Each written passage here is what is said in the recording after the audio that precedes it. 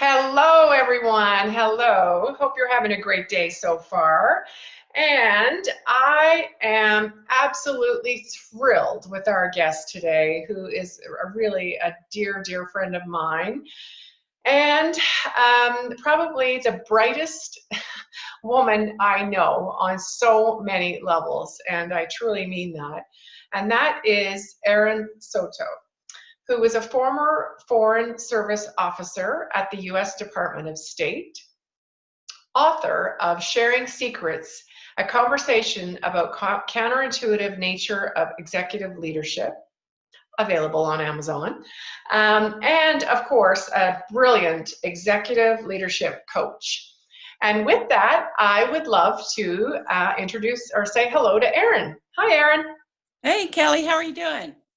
I am good, and just so happy to have you on the show. And we've been talking about this for a while, so I'm glad that it's worked out. And tell us, what have you got going on? What's going on in your world?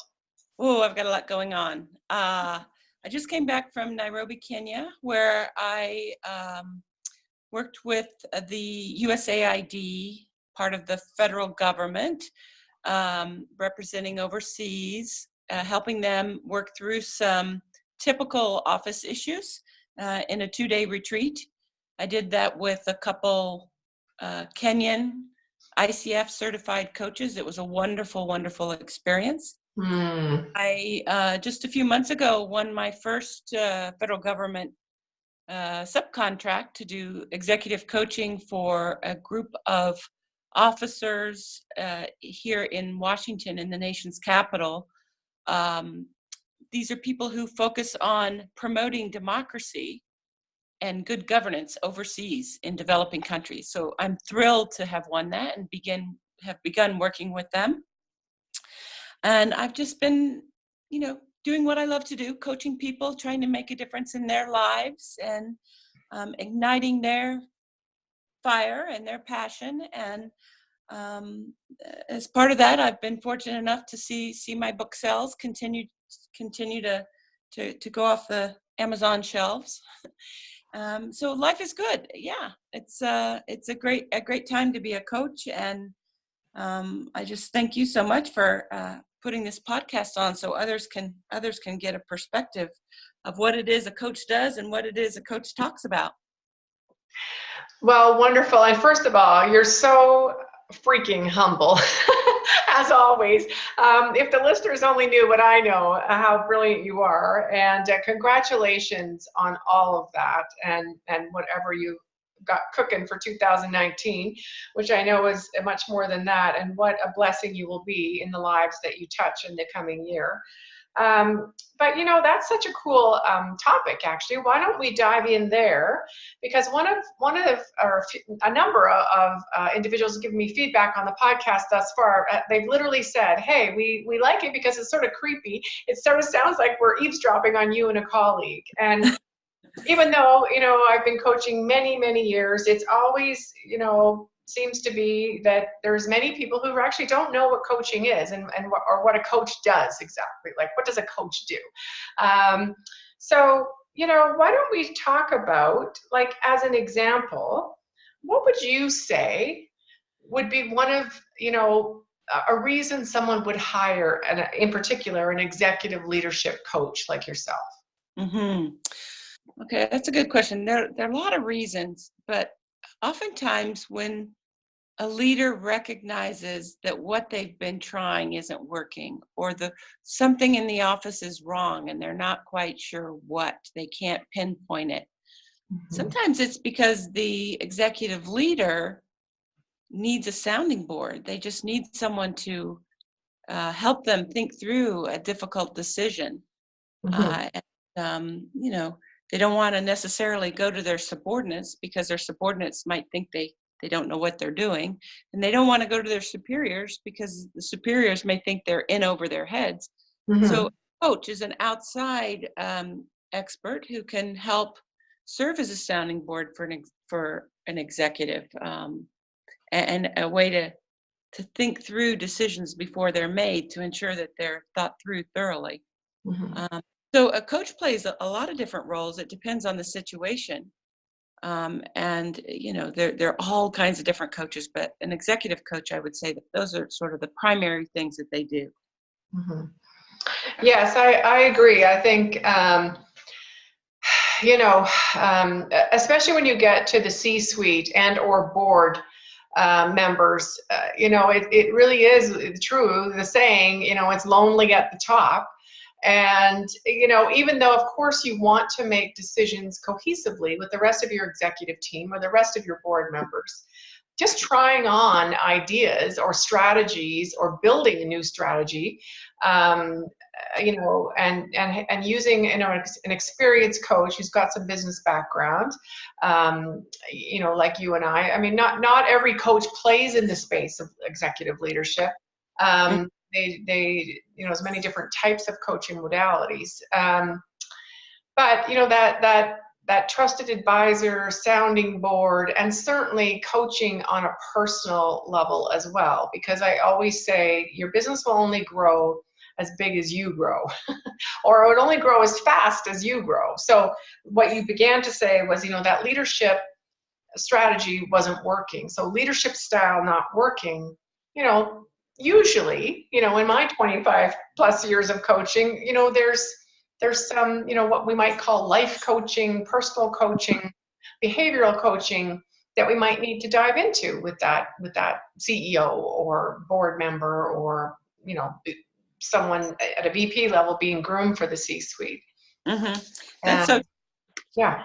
That's so true, because oftentimes people try to separate their work life and their personal life, but in fact that they're inseparable. And so what may appear as a work issue may actually be a personal issue, or a personal life issue, or a personal growth issue. So an executive coach, or any coach for that matter, will go where the client leads them and help them sort of peel the layers of the onion back and figure out what really is the cause versus the symptoms, and then try to help them address the cause of the problem. Mm-hmm. Well, absolutely. So, and when you're, because an executive coach sometimes wears many hats. And so, I'm an ICF certified coach. And so,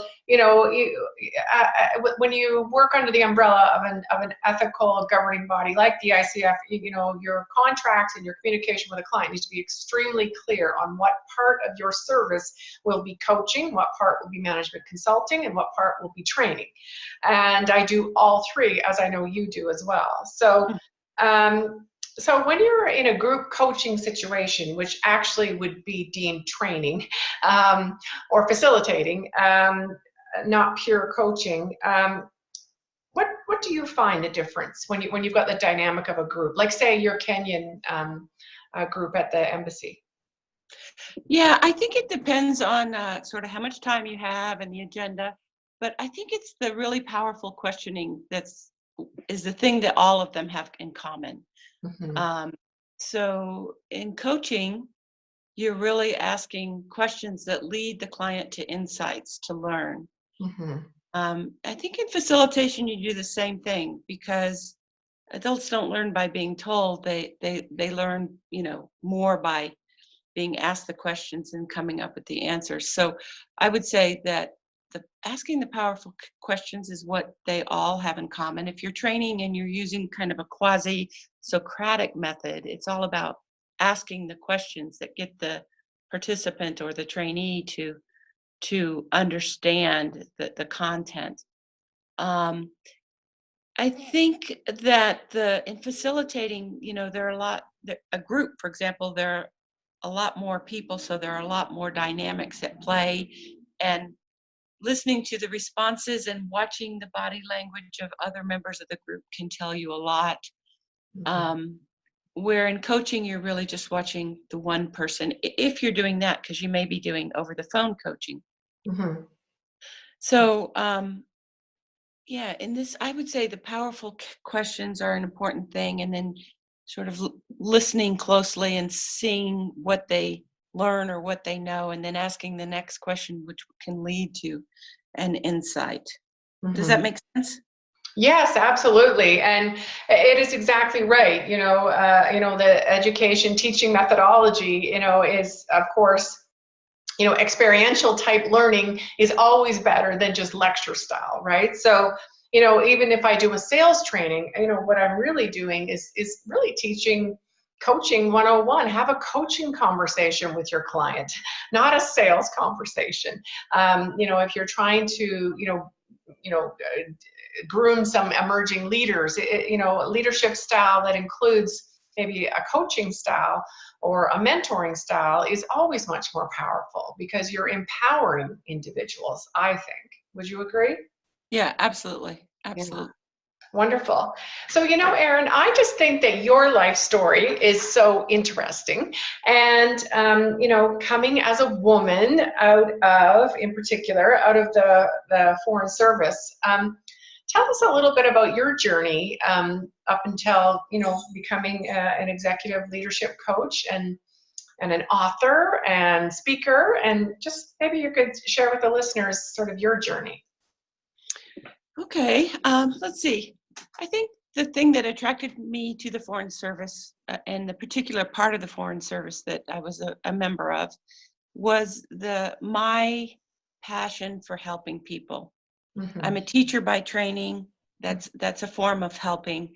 And Yeah. in the Foreign Service, in the countries that I lived in and worked in, were all developing countries, which means that poverty was a key day-to-day issue. Having enough food to eat was a day-to-day issue for many of the citizens of those countries. So my sort of calling to help, wanting to help others was a strong calling for me. And I think that's what led me to the Foreign Service. And as I rose through the ranks in the Foreign Service and moved from country to country, more of my job became managing of people. And I was always interested in leadership and read a lot of books about leadership and tried to pick up some tips and tools from the books that I read and apply them in the workplace. And when I got to a point where I was eligible to retire from federal government service, I thought I was fairly young, so I thought about what did I want to do next. And I, as my last assignment, I took a position over at the National Defense University where I taught executive leadership to rising executives from across the national security sector. Mm-hmm. So these were the people that are going to be the generals and the admirals and the leaders in the military and the CIA and the national security sector. Mm-hmm. And I love that job because it was teaching, but it was teaching about leadership, and it was doing it using kind of a Socratic method. So it had a lot of elements that I really appreciated. And it was at that point that I decided this is what I wanted to continue to do in the form of coaching. So I retired from the federal government. I became certified, an ICF certified coach, and opened a small business and began coaching people and expanding my client base. One of my clients asked me to, if I would come do some assessing in their business, which I did, sort of a management assessment and looking at some of the policies and systems that they had in place. And after doing that for about 6 months, they asked me to join their team as vice president. And I did that for a year, but decided that really I wanted to help people. I wasn't, that was my niche. That's where I was happiest. And so I left the VP position and then went back to my business and continued coaching. Along the way, I wrote a book called Sharing Secrets about executive leadership. And it's really about how leading at the executive level is very different from leading at the senior level, let's say. And that because the job is different, fundamentally different, the skills required are fundamentally different. And sometimes they are almost counterintuitive. You know, you think you should be going fast, but in reality, you got to go slow first and build the trust. And once you have that trust, then you can go fast. So there are lots and lots of examples in the book about that. But I wrote the book really, which was kind of an outgrowth of one of our coaching sessions, which was I realized that I was not as effective a leader as I could have been because I wasn't allowing myself to be as vulnerable as I needed to be to lead large groups of people. And I thought, what's the most vulnerable thing someone can do? And my answer was write a book. so I so I wrote the book, and sharing secrets. I mean, when you're in corporate America or in the Foreign Service, where the pyramid, for moving up the hierarchy, moving up the chain, it gets smaller and smaller at the top. There are fewer and fewer positions. They're more and more competitive, and your brand matters a lot. And as a consequence, no leader who has aspirations of leading a company or moving all the way up to the top, no one is inclined to share their mistakes, because that would hurt their brand. They really want to present everything as kind of pristine and happy, and everything goes well, and what a great leader I am. But the truth is far from that. Every leader makes lots of mistakes, and we just don't talk about them because it may hurt our chances for a promotion or for the next big job. So it's those secrets that people keep, leaders keep, and don't share with subordinates. I think that makes one less vulnerable than they need to be the leader that they can be. And if you have a lot of secrets and you're holding on to a lot of secrets, it actually kind of changes you. It's the stress. It causes stress to hold on to those secrets. And when you're stressed, you're not yourself. And when you're not yourself, people aren't going to follow you. So it's a little bit of a vicious circle, but yeah. So hence the title, Sharing Secrets. It's filled with lots of mistakes I've made and things I've learned and tips and tools that I've collected along the way that have worked well for me. But also really just want to send the message that all leaders, that's how they got there. They made mistakes and they learned from them, as adults do. So that's my story right now. Like I said, I'm coaching, I'm doing some facilitation, and I'm still continuing to sell my books and speak about that from time to time. Yes, it's such beautiful and important, meaningful work that you do. And, of course, you and I were in a coaching relationship when you were writing the book, and I just remember some of the deep, great conversations you and I had as you were going through that process about the book. And it is exactly right, where, this leader just suddenly arrives, as the CEO or the VP or, the emerging leader, wherever they are in their career, but, forgets to share their learnings. Really, I think what those secrets are their learnings, and how that could actually benefit others and help to empower others as they're on their journey, which is exactly what you've done in the book. If you could pick three really juicy nuggets out of the book, what would those be to share with the listeners? Oh, wow. There are a lot. I think that a common mistake that I see leaders, especially first-time leaders who have crossed the threshold into executive leadership, make is they haven't recognized yet that the job is fundamentally different from the job they came from. So as a consequence, they have to use different skills or use their skills in different ways. So just recognizing that what all the work that you did, keeping your list and meeting every deadline, and your nose to the grindstone, and you did lots and lots and lots of heavy workload, did whatever was asked of you, like that was good for getting you to be a senior leader. But now at the executive level, it's different, and how you spend your time is different. So I think recognizing that would be an important thing. I think another thing might be that, people don't know what they don't know. Right. No one intends to make mistakes. No one intends to lose trust. No one intends to, have favorites, play favorites. But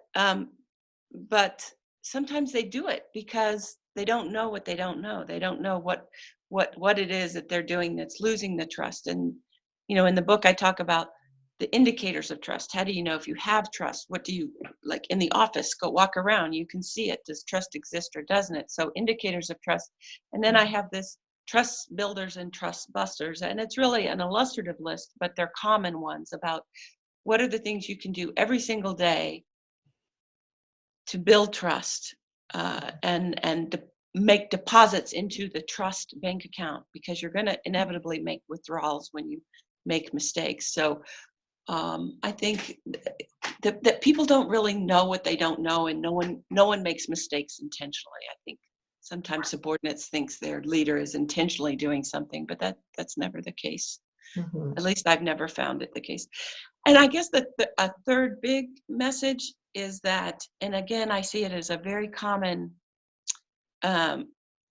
point where leaders don't do enough of, and that's communicate. Mm-hmm. And the ability to communicate to different groups of people who are at different emotional stages. For example, when a transformation is happening in the company, and people go through different stages, almost like the stages of mourning, and they are receptive to messages that reflect their stage. So if a leader needs to be skilled enough to recognize the emotions on someone's face and in their body, and to be able to communicate to that. And it's not enough just to communicate once or twice or three times. You have to communicate until you hear, I call it the roger that, or the copy that. Like in the military, when they're talking on the radio and one side communicates and the other one says copy that, that means I heard the message, I received the message. And a lot of leaders communicate, but they never hear the copy back, or copy that back, or roger that. They never hear that. So they inevitably aren't communicating enough. And then, of course, the skilled leader will communicate to the emotions that are being displayed in a particular group. So I would say those are the sort of there's three points that I talk about and discuss. There are many, many more, but those are three common things that I see in almost all leaders. Yes, absolutely. And I mean, and you put them together brilliantly. I mean, it's absolutely true. I mean, if you don't have trust, you don't have anything, whether That's it's right. a love relationship or a multinational organization, or even parenting for that matter. And then just being, actually aware and having the awareness to not know what you don't know. And then actually be open to influence, like be open to being coached, be open to influence, be open to learning, and continue to grow yourself. And then I just think that's brilliant on the communicate, because of course every leader has had it drilled into them. You've got to communicate, not once, not twice, 50, 20 times.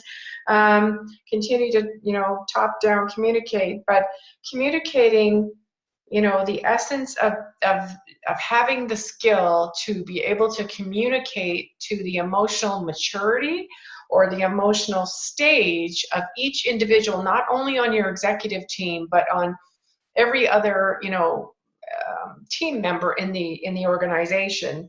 That is a learned skill, and some maybe learn it a little quicker than others. That could be true, but I think that's really takes practice and is a learned skill. And yeah, I think especially during times of change, as you know, as a coach, going into an organization where they're in the middle of deep change management, I mean, this skill of being able to not just communicate, the mission and the strategy and, the mission statement, vision statement of the organization, but being able to communicate and hold the corporate culture to, with some kind of a solid foundation as the organization goes through a change.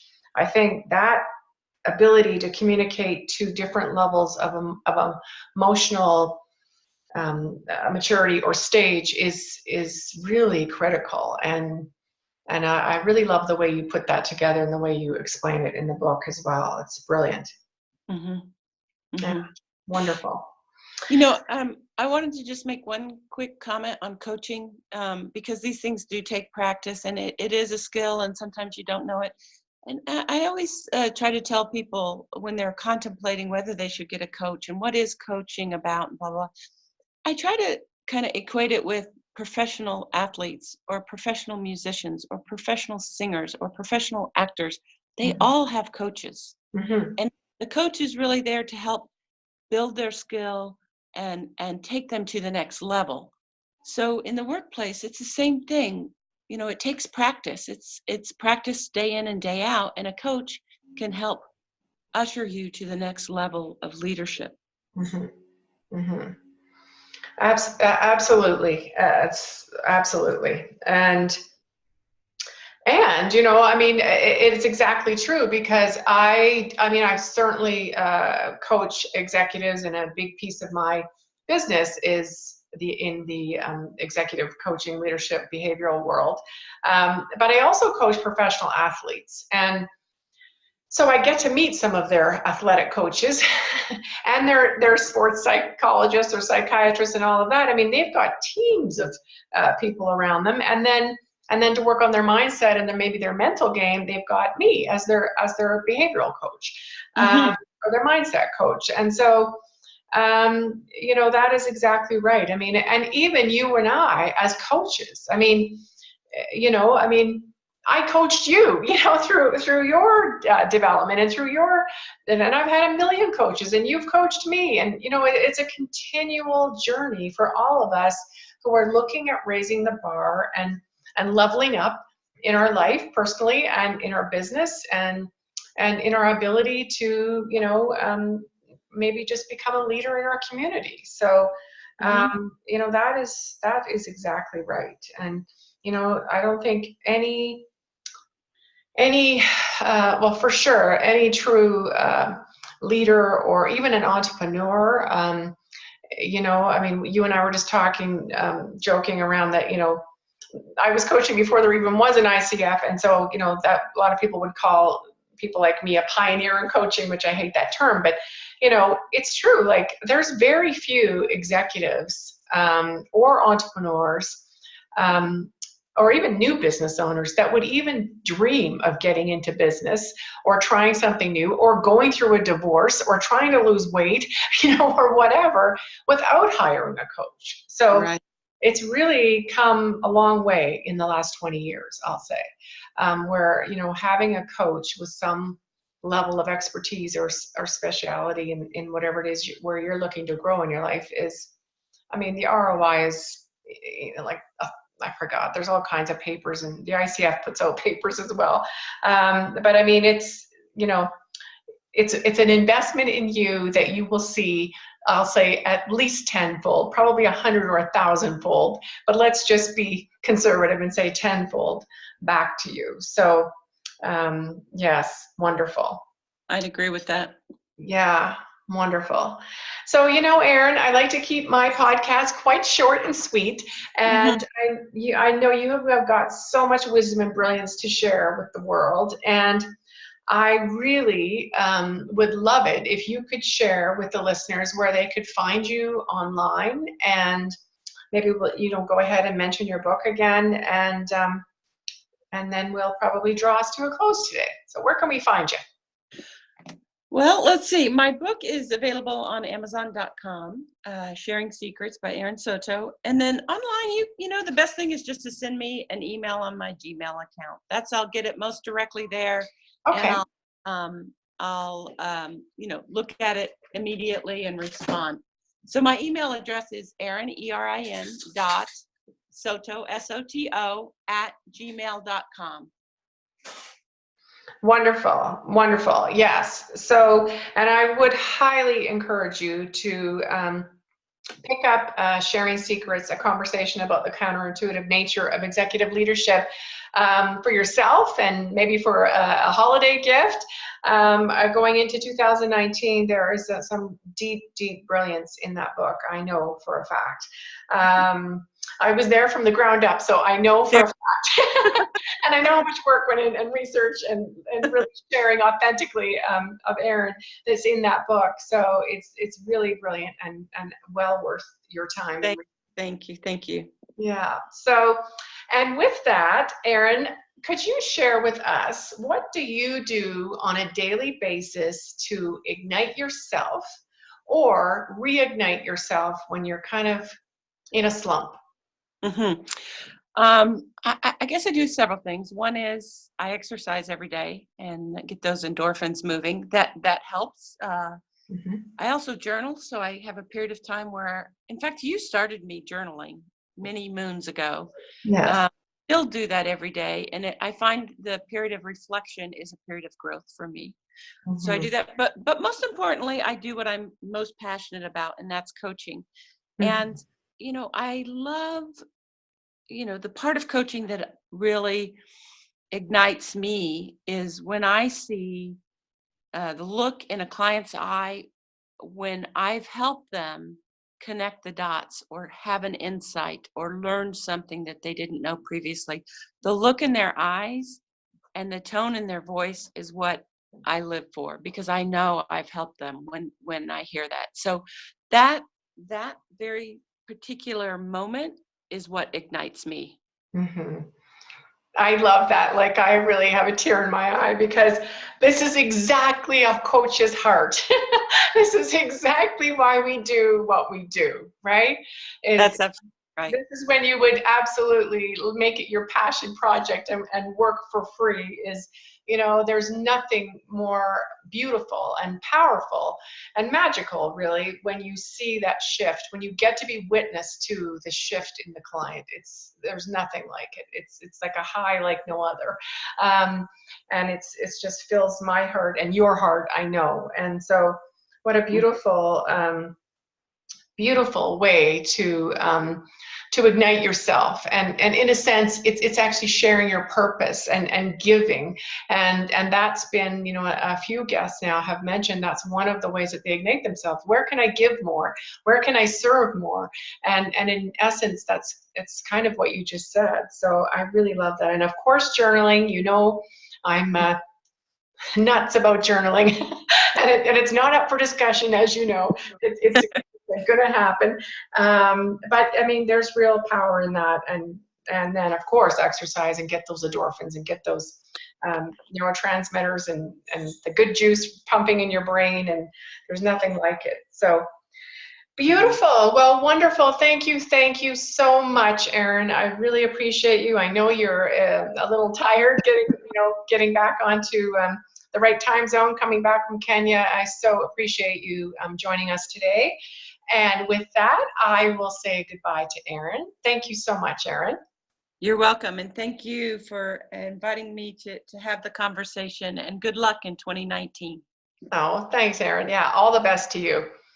Okay. And with that, I will say, where can you give more in your life? How about that? How about you ignite yourself today by giving more and sharing your sparks and your gifts with the world? And until next time, we'll talk to you soon. Bye-bye.